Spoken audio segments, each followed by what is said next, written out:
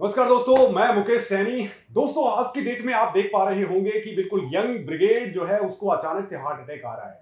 20 साल से लेकर के 35 साल के बच्चों में ये हार्ट स्ट्रोक की तादाद बढ़ चुकी है। और इसके साथ में दोस्तों एक बड़ा मामला और सामने आ रहा है, वो ये कि कभी महिलाओं के अंदर ये बीमारी बहुत कम हुआ करती थी, लेकिन ये यकायक बढ़ गई है। तो आखिर ऐसा भारत के अंदर क्या कुछ हो गया कि ये सारी बीमारी एक साथ बढ़ चुकी है, और इसका समाधान क्या कुछ हो सकता है? तो देश के प्रसिद्ध कार्डियोलॉजिस्ट डॉक्टर संजीव कुमार जी हमारे साथ में हैं, और ये आपको इनके बारे में सर, डॉक्टर साहब आप बताइए कि ये सारा मामला अचानक से क्यों नजर आने लग गया है कि बड़े बड़े स्टार्स हैं वो कोलैप्स हो रहे हैं, वो भी जिम के अंदर। यंग ब्रिगेड जो है हमारी, वो चलते चलते डांस कर रहे हैं, डीजे के ऊपर डांस कर रहे हैं और तब तक निपट ले रहे हैं। महिलाएं जो हैं उनको कभी दिक्कतें नहीं आया करती थी, एकदम से वो जाहिर सी बात आपके पास में तादाद अभी बढ़ चुकी है उनकी। क्या कारण है इसके पीछे? हम शुरू से ये मानते हैं कि हार्ट अटैक इन यंग एक एंटिटी है। 25 से 30 साल के लोगों को जो हार्ट अटैक नहीं आना चाहिए, वो हार्ट अटैक आ रहे हैं आजकल। पहले से ज़्यादा आ रहे हैं, पहले भी आते थे। कई 100 साल पहले भी यंग लोगों को हार्ट अटैक आते थे। अब उसका कंसेप्ट समझिए कि जो लोग सारी ज़िंदगी मेहनत नहीं करते, अर्बन सोसाइटी में रहते हैं, सुबह गए कार में, वापस आए कार में, ज़रा भी मेहनत नहीं करे, पसीना नहीं बहाए, थोड़े से मोटे रहे, स्नोरिंग खराटे आते हैं, वो सब लोग नॉर्मल के मुकाबले ज़्यादा रिस्की होते हैं। उनको जब हार्ट अटैक आता है तो उस पेन को सह ना के सडन मर जाते हैं। आपने कुछ वीडियोस देखा होगा कि एक आदमी बास्केटबॉल खेलता हुआ या काम करता हुआ सडनली कोलैप्स हो जाता है, और 2 सेकंड के अंदर अंदर ऐसा लगता है 2 सेकंड पहले था, 2 सेकंड के बाद नहीं है। बड़ा ड्रामेटिक होता है। इसके मुकाबले एक फार्मिंग करने वाला मेहनत कश आदमी, पतला सा आदमी, उसको जब हार्ट अटैक आता है तो उस हार्ट अटैक के साथ वो पेन के साथ जीता है, क्योंकि हार्ट 3 आर्टरी उसके ऊपर है, एक आर्टरी पे नहीं है। इसको जब हार्ट अटैक आता है तो इसका हार्ट वीक हो जाता है, ये हार्ट अटैक को सहने की कोशिश करता है, ये ज़्यादा लंबा जीता है, सडन नहीं मरता, पर बाद में हार्ट वीक, हार्ट के अंदर सूजन आ जाती है, वो थोड़ा सा हार्ट फेलियर की साइड चला जाता है हार्ट अटैक के बाद, और ये आदमी लंबा जीता है। तो 2 तरह से हार्ट अटैक आते हैं, एक जो ऐसे आ जाए, और दूसरा जो आए और आप सहन करो, मेहनत करोगे तो सडन मरने का चांस कम हो जाएगा। फिर हार्ट अटैक पहले के मुकाबले ज़्यादा क्यों आ गए? क्या पहले के मुकाबले आज दुनिया में ज़्यादा स्ट्रेस नहीं है? क्या पहले के मुकाबले 20 साल का बच्चा आज ज़्यादा फ्यूचर के बारे में नहीं सोचता? क्या पहले के मुकाबले आज अर्बनाइजेशन नहीं हो गई? क्या पहले के जैसा हम लोग बड़ी कल्चर में रहने वाले, बड़ी फैमिली में रहने वाले, सपोर्ट सिस्टम के साथ रहने वाले, आज क्या खा रहे हैं? स्मोकिंग कर रहे हैं, तंबाकू यूज़ कर रहे हैं, जा रहे हैं जिम में, पर इसलिए जा रहे हैं कि हमको स्टेरॉइड्स के इंजेक्शन लगा लगा के जल्दी मसल्स बनानी है और मूवी में अपने आप को हीरो बन के आना है। ये सारी आदतें, जो स्टेरॉइड यूज़ करना, डायबिटीज़ जो बच्चों को, यंग बच्चों को 21-25 साल में डायग्नोज भी नहीं होती, वो कंजेनाइटल हार्ट डिसीजेस जो बचपन से आपके हार्ट में होल हैं, जो आइडेंटिफाई नहीं किए गए, जो आपकी स्मोकिंग और अल्कोहल की आदतें हैं, जो आपके स्ट्रेस लेवल्स हैं, जो आपके एक्सरसाइज लेवल्स हैं, वो ज़्यादा हार्ट अटैक कर रहे हैं, और यंग लड़कियों को भी आ रहे हैं, क्योंकि उनमें भी स्मोकिंग का इंसिडेंस बढ़ता जा रहा है। इन सारे कारणों की वजह से तो मतलब मोटा मोटी मान लिया जाए कि लाइफस्टाइल। तो सर, इस लाइफस्टाइल को चेंज करने के लिए क्या तरीके हैं ताकि हम एकदम से एक सही वे में चले जाएं, ताकि ये सारी दिक्कतें खत्म होना शुरू हो? पहले हम लोगों ने अपना कॉटन का कपड़ा, कुर्ता उतार करके अंग्रेज़ों को बेच के उसकी जगह हमने पॉलिस्टर पहन लिया। 10 साल के बाद समझा कि ये तो दिखने में सिर्फ अच्छा है, पहनने में अच्छा नहीं है। फिर वापस कॉटन में आ गए, आज फिर कॉटन में है। वैसे ही जो हम लोगों ने अपना कल्चर छोड़ दिया, वो कल्चर क्या था? वो कल्चर था क्लोज्ड कम्युनिटी। वो कल्चर था हमारा खाने का तरीका, जिसके अंदर घी था पर उसके अंदर चीज़ नहीं था, जिसके अंदर अच्छा पौष्टिक खाना था, वेज डाइट थी, नॉन वेज कम था। हिंदुस्तान शुरू से ज़्यादा वेजिटेरियन रहा। हमारे अंदर मेहनत करने की बहुत सारी ताकत थी। हम लोग सारा दिन बैठ करके ज़मीन में जाके मेहनत करते थे। बहुत सारे फार्मर्स थे। अब वो सारे फार्मर्स के ऊपर से हम लोगों ने उनकी कमाई छीन ली और उनको फ्री में दान देना शुरू कर दिया तो हमारे को जो दान देने वाले लोग जो हमको खाना खिलाते थे, फार्मर्स जिन्हें अन्नदाता कहा जाता था, आज या तो वो आत्महत्या कर रहे हैं और या वो अन्नदाता को आज हम लोग भीख दे रहे हैं वोटों के थ्रू कि तुम हमें वोट दो, हम तुमको 3,000 रुपये का क्विंटल देंगे और वो सब देंगे। तो हम चाहते हैं कि अगर हम हार्ट अटैक से बचें तो जो सबसे इम्पॉर्टेंट चीज़ें हैं ऊपर से लेकर नीचे तक, सबसे पहली चीज़ कि हमारे देश में तंबाकू और अल्कोहल बिकनी बंद हो जानी चाहिए। मैं जानता हूँ कि उससे अट्रैक्ट होते हैं लोग, मैं जानता हूँ उससे रेवेन्यू आता है, बट इस रेवेन्यू से हम अपने देश में सिर्फ जहर ही फैला रहे हैं और कुछ नहीं।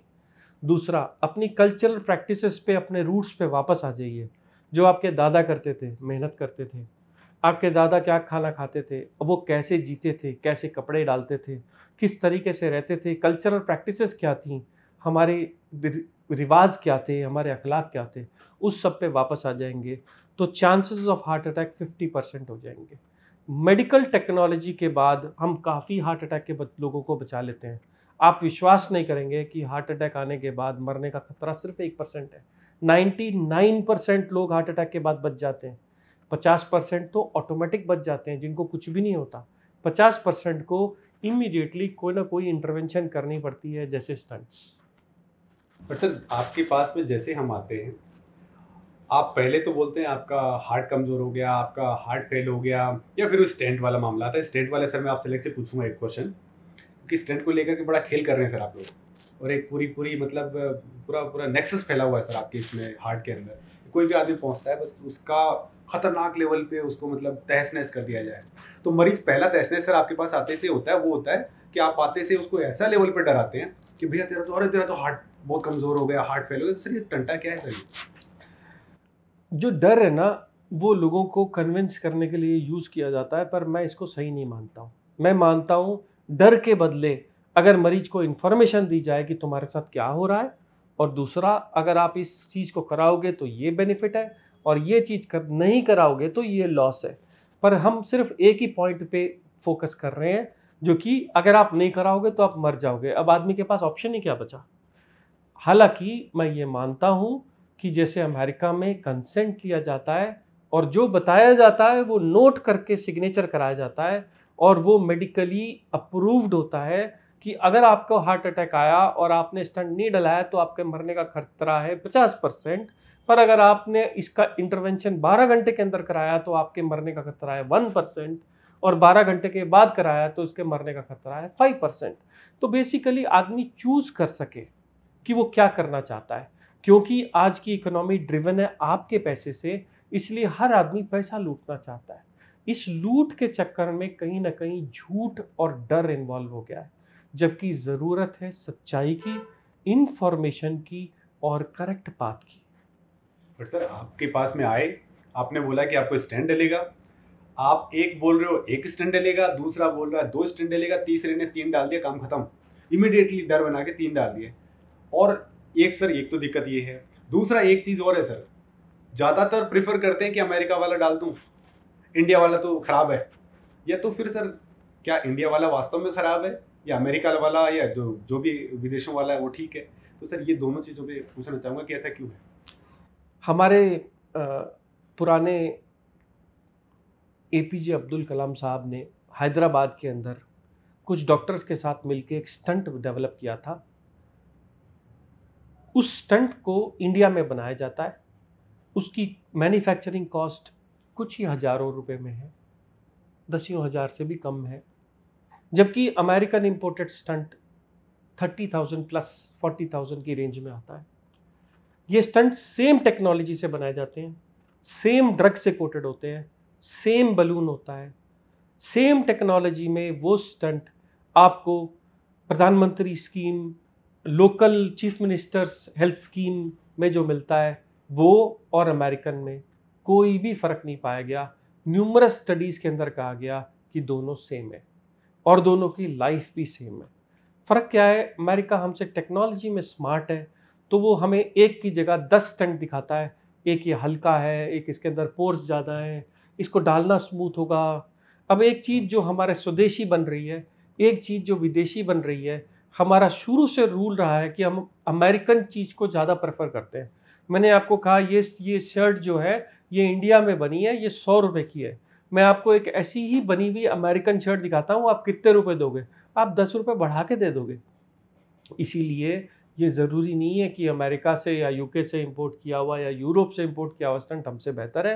वो टेक्नोलॉजी में हमसे तेज़ हैं, और हमको उनसे तेज़ होना है तो हमें अपने स्टंट यूज़ करने हैं। तो सर ये ज़्यादा स्टंट क्यों डाल देते हैं आप लोग?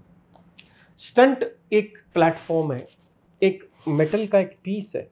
अगर हमारी ये आर्टरी है जो कोलैप्स होती जा रही है, अगर ये छत है जो गिर जाए, अगर मैं इस छत को वापस उठा के ऊपर रख दूं और छोड़ दूं तो छत फिर गिर जाएगी। इसलिए इस छत को ना गिरने के लिए हमें एक सपोर्ट सिस्टम लगाना होता है, एक प्लेटफॉर्म लगाना होता है जिसके ऊपर वो छत टिक जाए। इस सपोर्ट सिस्टम को हम स्टंट कहते हैं। इन आर्टरीज के अंदर वो मेटल का जो रॉड है अंदर जाके उसको सपोर्ट कर देती है। ये साइजेस में आते हैं। अगर हमारी आर्टरी 3 मिलीमीटर की साइज़ है और उसके अंदर ब्लॉक 12 मिलीमीटर का है, तो आप एक स्टंट यूज़ करो उसका भी उतना ही कॉस्ट है, लॉन्ग स्टंट यूज़ करो उसका भी उतना ही कॉस्ट है। एक के बाद एक ही आर्टरी में 2 स्टंट तब डाले जाते हैं जब ब्लॉक बहुत ज़्यादा लंबा हो और एक स्टंट से कवर ना हो पाए, या एक स्टंट से कवर होने के बाद डॉक्टर संतुष्ट ना हो कि मैंने अच्छा काम किया। तो वो, क्योंकि ये 25 साल टिकने वाली चीज़ है, तो वो उसको बिल्कुल स्मूथन करने के लिए, जैसे एक प्लम्बर एक पाइप को रिपेयर करता है, कभी कभी एक छोटे से पार्ट को रिपेयर कर सकता है, कभी कभी कहता है नहीं ये रिपेयर नहीं हो सकता, मुझे एक की जगह 2 पाइप लगाने पड़ेंगे।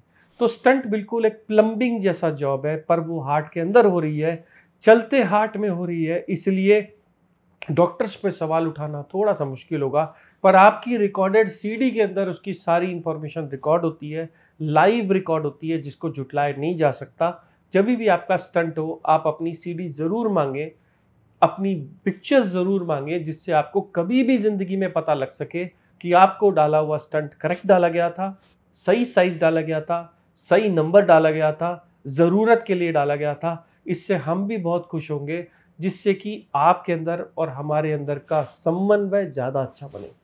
अच्छा सर, आप तो स्टंट से इलाज करते हैं, कुछ और बड़े हैवी ट्रीटमेंट्स देते हैं। सर बहुत सारे डॉक्टर्स मार्केट के अंदर अवेलेबल हैं, तो केवल कुछ काढ़े पिलाते हैं और कुछ केवल खाना पीना इधर उधर करते हैं और पूरा एकदम टनाटन है, तो क्यों नहीं उनके पास में जाना चाहिए?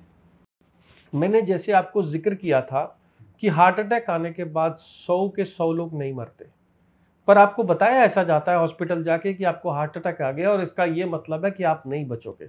इसका ये मतलब नहीं है। अगर आपने हार्ट अटैक का इलाज नहीं कराया तो आपका हार्ट कमज़ोर हो जाएगा, मरेगा नहीं। ना आप मरेंगे, ना हार्ट अटैक वाला मरीज मरता है। कुछ टाइम तक दर्द होता है, उसके बाद वो फिर स्टेबल हो जाता है और फिर अपनी ज़िंदगी में काम करने लगता है। वो घर जाके ये सोचता है कि मुझे झूठ बोला गया था। वो घर जाकर के कभी कभी डर के मारे एक्सरसाइज करने लगता है, कभी कभी जाके काढ़े वाले लोगों के पास जाके फंस जाता है, जो उसको कुछ छोटी मोटी जड़ी बूटियां और ये दवाइयां दे देते हैं, जिनमें कुछ कोलेस्ट्रॉल और ब्लड थिनर की दवाइयां हो सकती हैं। मैं तो उसका एक्सपर्ट नहीं हूं, पर अगर आप कुछ भी नहीं करेंगे तो भी आप जिएंगे पहली चीज़, तो फिर स्टंट करना ही क्यों है? उन लोगों को बचाना है जो सिवियर हार्ट अटैक से मर जाते, उन लोगों के हार्ट की पावर को रिज्यूम करना है, बराबर करना है। आप ये देखिए 3 आर्टरीज हैं, ये हार्ट पंप कर रहा है। इस हार्ट की पंप की कैपेसिटी अगर एक आर्टरी खराब हो जाए तो 2/3 रह जाती है। दूसरा हार्ट अटैक आने के बाद उसकी पावर और कम हो जाती है, और तीसरे हार्ट अटैक आने के बाद वो हार्ट बहुत कमजोर होकर आदमी मर जाता है। इसका ये मतलब नहीं है कि आप इंतजार करते रहिए हार्ट अटैक आए पे आता जाए। सबसे पहले तो आप परहेज, अपने खाने को, अपनी स्मोकिंग को, अपनी एक्सरसाइज को उस हिसाब से ढालें जिस हिसाब से आपको हार्ट आया है। दूसरा सबसे इंपॉर्टेंट है गोलियां। वो जो ब्लड थिनर की गोलियां डॉक्टर आपको प्रिस्क्राइब करते हैं, कोलेस्ट्रॉल की गोलियां, ब्लड प्रेशर और शुगर के मैनेजमेंट की गोलियां, जो आपके हार्ट अटैक आने के रिस्क को रोक देता है। एंजियोग्राफी जो आपको टाइम से पहले बता देता है कि नेक्स्ट हार्ट अटैक कब आने वाला है। और स्टंट जो आए हुए हार्ट अटैक को रिवर्ट कर सकता है। टेक्नोलॉजी को सही यूज़ करिए तो आपकी ज़िंदगी बेहतर होगी। पर अगर आप हर जगह हर डायरेक्शन में गोली चलाने लगे, हर आदमी आए वाले को स्टंट डालने लगे, तो डेफिनेटली आप बदनाम होंगे। ऐसा नहीं हो रहा, पर बदनाम किया जा रहा है। काढ़े वाले लोगों की ये प्रॉब्लम है, उनके पास ना तो डायग्नोस करने का कोई तरीका है। उनके पास, अगर उनकी फील्ड इतनी पावरफुल थी कि वो लोग जमे हुए क्लॉट्स को निकाल सकते थे, जो हम नहीं निकाल पाते, जिसके लिए हम स्टंट डालते हैं और वो लोग कर सकते हैं, तो क्यों अमेरिका वाला ऐसे आदमी को उठा के उससे टेक्नोलॉजी नहीं ले लिया? दूसरा, क्यों फिर गांधी, ओस्मानिया, गवर्नमेंट हॉस्पिटल, सारी दुनिया के बड़े से बड़े हॉस्पिटल्स ने वो टेक्नोलॉजी को अडॉप्ट क्यों नहीं किया? तीसरा, जब किसी प्रधानमंत्री, राष्ट्रपति, चीफ मिनिस्टर को, बड़े आदमी को, किसी गायक को हटाया तो वो हॉस्पिटल क्यों लेके भागता है, काढ़े वाले के पास क्यों नहीं जाता? वो इसलिए नहीं जाता क्योंकि उसको पता है कि काढ़े वाले के पास सिर्फ फेथ है और कुछ भी नहीं है। आपने वहां लाइन में लोग लगे हुए देखे होंगे जो कहते हैं कि हम 20 साल से जिंदा हैं, हमें हार्ट अटैक आया था या किसी ने बताया था, किसी ने उन्हें डराया था, वो वैसे भी नहीं मरने वाले थे। बट तुम्हारी सूरत को देख करके, तुम्हारी फेथ को देख करके, जो लाइन में पीछे 20 लोग लगे हैं उनमें से एक मर सकता है। तुम्हारी सूरत को देख करके वो काढ़ा पीते जा रहा है, ये सोच के स्टंट नहीं डला रहा कि मैं भी इसके जैसा हो जाऊंगा। तो सिर्फ वो झूठ नहीं फैला रहा, उस लगे हुए लाइन में सारे लोग अपने डर की वजह से, जान के नहीं, अपने डर की वजह से झूठ फैला रहे हैं। काढ़े वाले के पास ना तो डायग्नोस करने के लिए ईसीजी है, ना डायग्नोस करने के लिए इको है, ना डालने के लिए स्टंट है, ना चेक करने के लिए एंजियोग्राफी है, ना कोई टेक्नोलॉजी है, ना कोई एडवांसमेंट है। और अगर आप झूठ बोल के अपने पापा की रिपोर्ट ले जाके आप लाइन में लग जाओ तो वो एक गिलास आपको भी पिला मारेगा, ये बोलकर कि कोई साइड इफेक्ट नहीं है। तो मेरे गुरु कहा करते थे, जिस चीज का इफेक्ट नहीं होता उसका साइड इफेक्ट भी नहीं होता। अगर आप एक गिलास पानी पी लोगे तो उससे आपका बीपी नहीं बढ़ सकता, क्योंकि ना उसका इफेक्ट है ना उसका साइड इफेक्ट है। हमारी दवाइयाँ जहर भी और जीवन दान देने वाली भी हैं। गलत आदमी में यूज करोगे तो जान ले लेंगी, और सही आदमी में यूज करेंगे तो काम करेंगी। हम ऐसा नहीं करते कि एक बूंद 1 लाख लीटर के अंदर मिला के किसी को पिलाते जाओ कि भाई होगा आराम, होगा आराम, होगा आराम, और नहीं होगा तो जिस दिन तुम्हारी तकलीफ आएगी भागोगे हॉस्पिटल। तो सर ओवरऑल अगर देखा जाए तो जैसे अभी बहुत सारे बाबाओं की हमने बातचीत कर ली कि इन सबके पास में जाने की जरूरत ही नहीं पड़े, एक डॉक्टर आप जैसे डॉक्टर्स के पास में आए और बिल्कुल जो बिल्कुल प्रूवन डॉक्टर्स हैं उनके पास में जाए, पर्टिकुलरली वो ऐसा कौन सा मैकेनिज्म होना चाहिए कि आपके पास में डरे भी नहीं? हमारी मेडिकल सिस्टम को और पावरफुल करना पड़ेगा। जैसे अमेरिका के अंदर आपको पेपर लेकर के आपके साथ एक डॉक्टर बैठता है और आपको हर एक पॉइंट लाइन बाय लाइन समझा के आपसे सिग्नेचर लेता है। अगर उसे अगर उसे सर्जरी करनी है तो आपको डराना नहीं है, उससे आपसे साइन लेना है। अगर आपको कोई टेस्ट के लिए राजी कराना है तो उसको साइन लेना है। अगर आपके 100 सवाल हैं तो उसको 100 के 100 सवालों का जवाब देना है। इंडिया के अंदर किसी डॉक्टर्स के पास अनफॉर्चुनेटली इतना टाइम नहीं रह गया है कि वो आपकी हर तकलीफ का इलाज करे, हर चीज़ के बारे में बताए। वो आपको इलाज तो ठीक करता है, बट आपके साथ कम्युनिकेशन, आपके साथ कनेक्ट ठीक नहीं होता। आप जिसके साथ कनेक्ट ठीक कर पाते हो आप उसे कहते हैं कि ये मेरा फैमिली डॉक्टर है। अपने फैमिली डॉक्टर के पास जाइए, अपने फैमिली डॉक्टर से पूछिए कि रिपोर्ट क्या कहती है।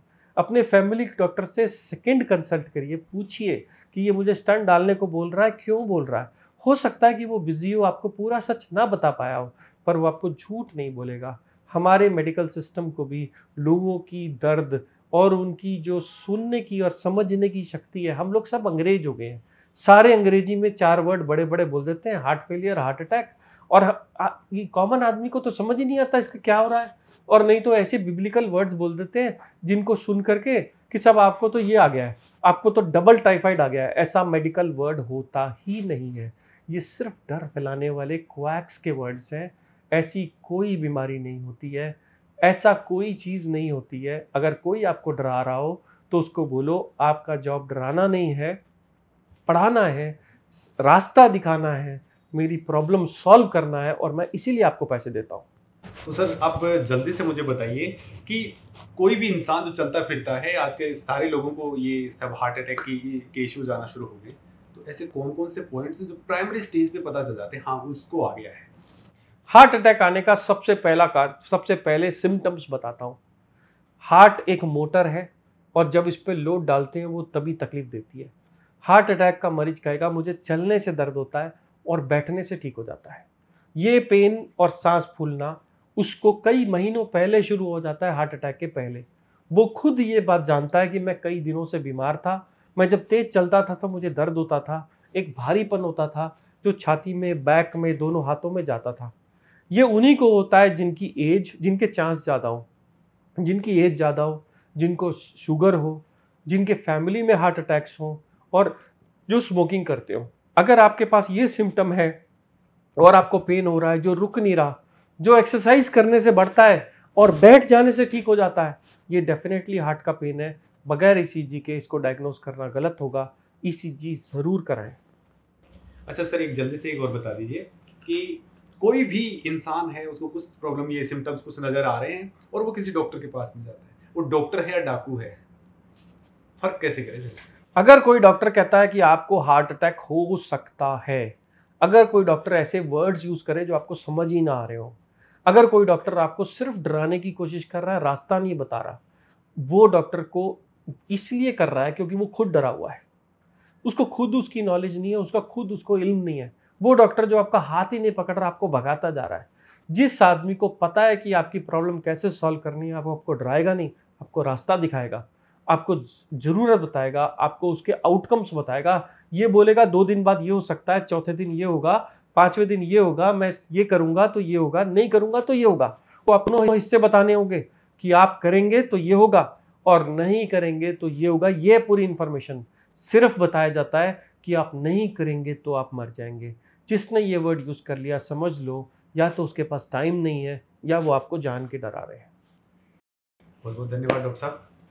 तो दोस्तों, ये ऐसी इंफॉर्मेशन है जो भारत के बहुत सारे लोग नहीं जानते होंगे। मैं तो कहता हूं कि 99% लोगों को भी शायद मालूम नहीं होगा कि वो सही डॉक्टर को आइडेंटिफाई कैसे करें। अपनी सेहत के साथ में जो सिम्टम्स उसको नजर आ रहे हैं उनको पहले ही आइडेंटिफाई कैसे कर ले। और आप भी इस वीडियो के अंदर ये तमाम चीजें जान चुके हैं। डॉक्टर संजीव कुमार जी जो देश के प्रसिद्ध डॉक्टर हैं, आपको वो तमाम बातें बहुत सरल भाषा में समझाई हैं। आप इस वीडियो को बाकी लोगों तक भी शेयर करिए ताकि हर किसी की जान हमारे हिंदुस्तान में बच सके। धन्यवाद दोस्तों।